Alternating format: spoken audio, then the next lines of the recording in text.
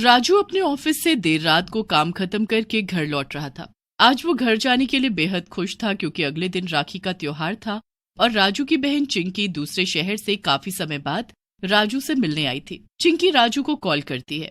अरे भैया, कहाँ हैं आप? इतनी देर हो गई, मैं कब से आपका वेट कर रही हूँ। देखिए अंधेरा हो रहा है, जल्दी घर आ जाइए।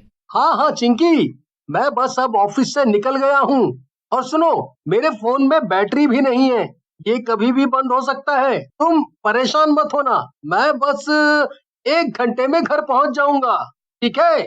राजू इतना बोलता ही है कि उसके फोन की बैटरी खत्म हो जाती है और वो बंद हो जाता है। घर लौटते वक्त राजू को कोई भी ऑटो रिक्शा या टैक्सी नहीं मिलती, जिसकी वजह से वो पैदल ही घर की ओर चल पड़ता है। इधर चिंकी भी अपने भाई राजू के लिए परेशान हो रही थी। लगता है आज मुझे कोई भी टैक्सी नहीं मिलेगी, आज पैदल ही जाना पड़ेगा। अब बिना ऑटो या टैक्सी के इतने लंबे रास्ते से जाना तो नामुमकिन है। ऐसे तो मुझे घर पहुंचने में सुबह हो जाएगी, भला इतना लंबा रास्ता कौन चुने? हाँ चलो, कब्रिस्तान वाले शॉर्टकट से ही चलते हैं। ऑफिस से घर जाने के लिए राजू लंबा रास्ता न लेकर शॉर्टकट से घर जाने लगता है, लेकिन उसे जरा सा भी अंदाजा नहीं था कि ये उसकी सबसे बड़ी गलती साबित होने वाली थी। कब्रिस्तान में 2 चोर पिंटू मिंटू बैठकर जुआ खेल रहे थे। वो जब राजू को अकेले इतनी रात में वहां से गुजरता हुआ देखते हैं तो वो उसे लूटने का सोचते हैं। ए लड़के, चल अपना सारा सामान और पैसे निकाल कर हमें दे, और जरा भी आवाज की तो ये चाकू देख रहा है ना, इसको तेरी गर्दन में घुसा दूंगा। अरे कौन हो तुम?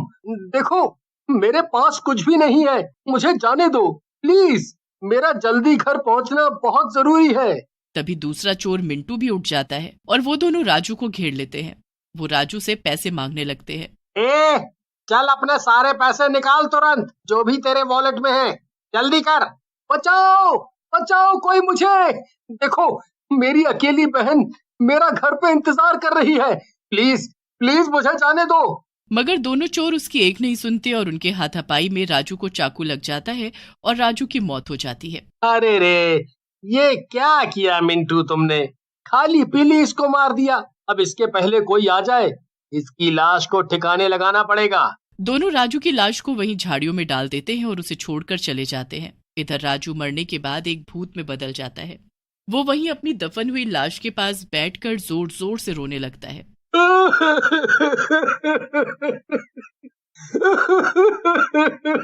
अरे, ये सब क्या हो गया? अब मैं अपनी बहन से कैसे मिलूंगा? वो कितनी दूर से मुझसे मिलने आई थी, उसे तो ये भी नहीं पता कि मैं यहाँ मर चुका हूँ। इस तरह से राजू की आत्मा वहीं उसी कब्रिस्तान में इधर उधर भटकने लगती है। जब भी कोई कब्रिस्तान के पास से गुजरता, राजू मदद की गुहार लगाता, पर हर कोई राजू की डरावनी आवाज सुनकर डर जाता। एक आदमी कब्रिस्तान के पास से नशे की हालत में गुजर रहा था।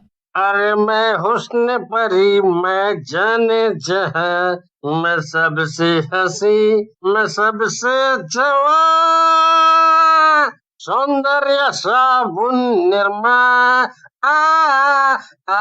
सौंदर्य साबुन निरमा। नशे की हालत में उस आदमी को देखकर राजू को एक आइडिया आता है। राजू उस आदमी के सामने जाता है। अरे भला तुम कौन हो? अरे रे, ये तो भूत है। अरे कोई बचाओ! इसकी आंखें तो देखो, कितनी लाल और डरावनी हैं। अरे भागो रे भागो!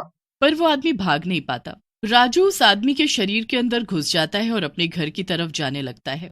राजू अपने घर का दरवाजा खटखटाता है, पर कोई गेट नहीं खुलता। उसे अंदर से अजीब सी आवाजें आती हैं, इसलिए राजू खिड़की से घर के अंदर देखने की कोशिश करता है। खिड़की से राजू को जो दिखाई देता है, उसके बाद उसके पैरों तले जैसे जमीन ही खिसक जाती है। राजू देखता है कि उसके घर में वही दोनों चोर बैठे हुए थे जिन्होंने उसे मारा था, और अब वो चिंकी को बंदी बनाए हुए थे। उन्होंने चिंकी को बांध कर रखा था और वो सब घर को लूट रहे थे। अच्छा हुआ, उस आदमी के वॉलेट से हमें उसके घर का एड्रेस मिल गया, और उसने मरने से पहले यह भी बोला था कि उसकी बहन अकेली है और इसका इंतजार कर रही है। हाँ, उसने खुद तो हमें ज्यादा पैसे नहीं दिए और हमारा काम आसान कर दिया। अब देखो आज हमें कितना फायदा हो गया। आज तो हम माला माल होने वाले हैं। पिंटू और मिंटू दोनों हंसने लगते हैं और सारे कीमती सामान को अपने झोले में डालने लगते हैं। उधर चिंकी का राजू के मरने की खबर सुनकर बुरा हाल था। वो रोती ही जा रही थी। ये सब कुछ खिड़की से देखकर उस नशेड़ी आदमी के अंदर घुस चुकी आत्मा को बहुत गुस्सा आता है। वो जाकर दरवाजा तोड़ देता है और कमरे के अंदर पहुंच जाता है। अरे तू कौन है और तू अंदर कैसे आया भला? ए मिंटू, इसको भी बांध दे और अगर ये ज्यादा होशियारी दिखाए तो इसके अंदर चाकू घुसा देना। अरे पिंटू, जरा इस आदमी की आंखें तो देख, कितनी लाल है। ऐसा लग रहा है इसने बहुत पी रखी है। ओए, कौन है रे तू? चाल भाग यहाँ से, वरना अभी ऊपर का टिकट काट दूंगा तेरा। तभी राजू को गुस्सा आ जाता है और अपनी शक्तियों की मदद से वो मिंटू और पिंटू को हवा में उड़ाने लगता है और जमीन पर पटक देता है। अरे बचाओ, भूत भूत, ये तो कोई भूत है। अरे कोई बचाओ। अरे हमें क्यों मार रहा है रे भूत? भला हमने तेरा क्या बिगाड़ा है? क्या बिगाड़ा है? अरे तुम दोनों ने तो मेरा सब कुछ मुझसे छीन लिया है। तुम्हारी वजह से मेरी ये हालत हो गई है। तुम्हें तो मैं जिंदा नहीं छोड़ूंगा।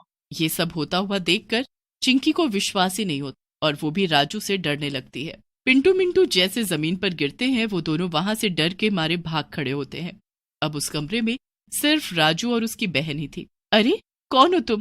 प्लीज प्लीज मुझे जाने दो, प्लीज मुझे छोड़ दो। देखो मैंने कुछ भी गलत नहीं किया है, प्लीज मुझे कुछ मत करना। अरे चिंकी, ये मैं हूँ, तुम्हारा भाई। मैं इस आदमी के शरीर के अंदर घुसा हुआ हूँ। उन चोरों ने मुझे मार दिया और कब्रिस्तान में दफना दिया। मेरी आत्मा को शांति नहीं मिली क्योंकि मेरी आखिरी इच्छा अधूरी थी। ये सुनकर चिंकी के पैरों तले जमीन खिसक जाती है और वो बहुत रोती है और फिर अपने भाई को गले लगा लेती है। ये सब क्या हो गया भैया? मुझे बताइए कि आपकी आखिरी इच्छा क्या थी? मैं उसे जरूर पूरा करूंगी भैया। चिंकी, 12 बज चुके हैं और आज राखी का त्योहार है। मेरी आखिरी इच्छा यही थी। तुम मुझे मेरे हाथों पर अपनी राखी बांधो चिंकी, और उससे मेरी आत्मा को शांति मिल जाएगी। ठीक है भैया, मैं जरूर आपकी आखिरी इच्छा पूरी करूंगी। चिंकी राजू के साथ अपनी राखी लेकर उसी कब्रिस्तान तक जाती है जहां पर चोरों ने राजू को मारकर छोड़ दिया था। चिंकी राजू की लाश के हाथ पर राखी बांध देती है और राजू की आत्मा चिंकी से कहती है, चिंकी, माफ करना मुझे, अब जाना होगा। तुम्हारा रक्षा बंधन का मेरा आखिरी गिफ्ट तुम्हारी टेबल की ड्रॉअर में रखा हुआ है। मुझे उम्मीद है कि तुम्हें वो अच्छा लगेगा। ये बोलकर राजू की आत्मा को शांति मिल जाती है और वो गायब हो जाता है। चिंकी वापस घर जाती है और अपने टेबल की ड्रॉअर में देखती है। उसमें एक छोटा सा गिफ्ट रखा था जिसके अंदर एक नई कार की चाबी थी जो पिंकी को हमेशा से चाहिए थी। चिंकी को वो कार देखकर बहुत रोना आता है और अपने भाई की बहुत याद भी आती है, पर चिंकी बहुत हिम्मत करके एक नई जिंदगी शुरू करती है।